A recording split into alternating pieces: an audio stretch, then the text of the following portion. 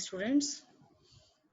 In previous lecture, we have studied about the inverse of the matrix and in adjoint of a matrix. Now, in this lecture, lecture 6, application of determinants and matrices for solving the system of linear equations in 2 or 3 variables we will discuss.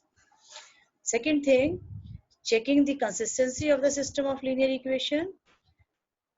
Third one, if a system of linear equations has one or more solutions, then the system is said to be consistent. Otherwise, it is called inconsistent. Here are two types of solutions, consistent and inconsistent. We have studied such type of consistency or inconsistency in class 10 graphically. We will discuss consistency means when the equations have solution, unique solution and infinite many solution, and inconsistent when the equations has no solution. Here, if you want to check whether the system has unique solution, then you have to check whether the determinant value equal to 0 or not equal to 0. If the determinant value is not equal to 0, then the solution is unique solution. If determinant value equal to 0 and adjoint of A into B equal to 0, then it is infinite many solution. It means consistency having two parts. First, consistent and independent. Second, consistent and dependent. Consistent and dependent is the part which is giving you infinite many solution, and independent part gives you unique solution. Second is inconsistency. If you want to check whether the given solution is inconsistent, then you have to check determinant value equal to 0, but adjoint of A into B is not equal to 0. In this condition, you can say the solution is inconsistent solution. Here in the exercise 4.6, 1 to 6 questions are there where you have to check whether the solutions are consistent or not. Then you have to check only whether the determinant value equal to 0 or not equal to 0. If not equal to 0, it means so equation says unique solution. If determinant equal to 0, it means you will set that infinite many solution. You can try questions from 1 to 6 by using this concept. If you want to find out the unique solution, then the formula which is used is, I am discussing here next, solution of system of linear equations by using matrix method. Suppose the equations are given to you, a1x plus b1y plus c1z equal to d1, a2x plus b2y plus c2z equal to d2, a3x plus b3y plus c3z equal to d3. Here a1, b1, c1, a2, b2, c3, c2, a3, b3 and c3 are the coefficients of the variable x, y and z. d1, d2, d3 are the constant terms. Now you can write these equation as a matrix form. Now I can write here a, capital A, x plus b. Now where a is equal to matrix of the coefficients of the x, y, z. a1, b1, c1, a2, b2, c2, a3, b3, c3. You can see here these are the coefficients of the x, y, z. Now capital X is equal to variables. Three variables are here, x, y and z. And B is the matrix of constant terms, d1, d2, d3. Now you have to check first whether the determinant value of this A equal to 0 or not equal to 0. It means you have to check whether this matrix is non-singular or not non-singular.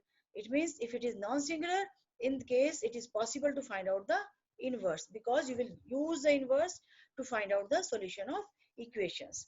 So first I have checked here if matrix A is non-singular, or you have to check its determinant value should not be equal to 0.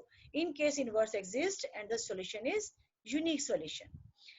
To find the unique solution, you have to apply the formula which is x, which is as ax is equal to b, it is written above.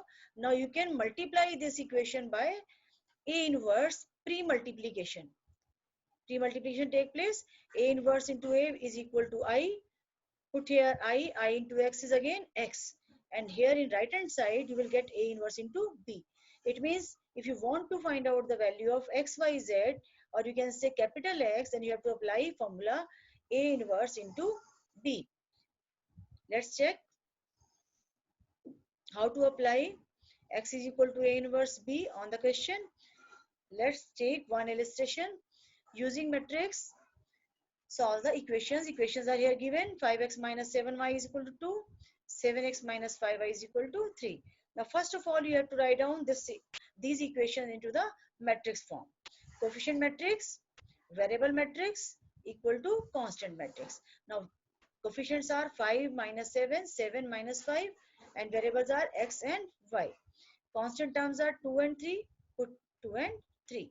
Now, first one is a capital A, second is X, and last equal to matrix is the B matrix. Now, X can be calculated by using A inverse B. This came out when you multiply both sides by A inverse. So, capital X is equal to A inverse B. As you know how to find out the A inverse is equal to 1 upon determined value of A into adjoint of A. What is the determined value? 24, and which is not equal to 0. So inverse exists. Now put the value of adjoint, which is minus 5, 7, minus 7, 5, and you will get the A inverse. Now you got A inverse. B is here. It is given to you having elements 2 and 3.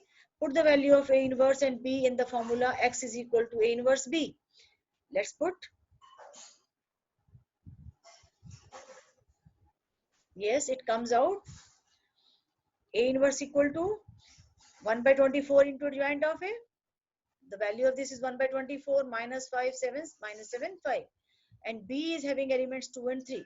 Now multiply these two matrices and divide the whole matrix by 24 later on. Now after multiplication, you are getting 11 and 1. Divide by 24 each element, you are getting 11 by 24, 1 by 24. Capital X is having element X and Y. When you compare these left and right sides, then you will get what? X is equal to 11 by 24 and Y is equal to 1 by 24. This is the solution of given matrix of 2 by 2 order. Now next one is using matrix method, solve the following equations. These are the three equations. Now coefficient matrix is 4, 3, 2, 1, 2, 3, 6, 2, and 3. These are the coefficients of x, y, and z. Now x, y, z are the second matrix, and third matrix in right hand side is 60, 45, and 70 constant term matrix. Now when you want to find out the value of capital X, or you want to find out the value of x, y, and z, then x will be equal to A inverse B. Let's see how to calculate. Yes, x is equal to A inverse B, and A inverse is equal to, as you know, it is 1 upon determinant of A into adjoint of A. Again, in 3 by 3 order, you have to calculate adjoint of the matrix A and determinant value of A. Then put these two values in the place of this and you will get A inverse. So come here. This is the determinant value. Let's see. 4, delete the first row, first column. For 3, delete second column, first row. For 2, delete third column and first row. You will get this solution, that is 25, which is not equal to 0. Matrix is non-singular matrix. Inverse exists, and you can find the unique solution by using x is equal to A inverse B. Now what is the formula? Yes, here I have calculated A11, A12, A13, all cofactors of the elements of given matrix. Adjoint of A is what? Replace each and every element by its cofactor and transpose it. You will get this matrix 0, minus 5, 5, 15, 0, minus 10, minus 10, 10, and 5. Now A inverse is equal to 1 upon determinant value. Determinant value is 25 and put the value of adjoint here. Now next is what? Solution of given linear equations. So x is equal to A inverse y, x is equal to xyz matrix having elements xyz, put the A inverse and then B, elements are 60, 45 and 70, multiply them, first row first column, second row first column, third row first column. You will get these elements 125, 200, 200 and divided by 25 you will get 125 by 25. First element is 5, second is 8, third is 8. Compare left and right side. The value of x will be, the capital of x is equal to 5, y is equal to 8 and z is equal to 8. This is a way to calculate values of x, y and z. Now you can do exercise 4.6. Do that exercise and complete exercise 4.6 and do the questions of miscellaneous which are related to this topic. Thank you. Thank you very much.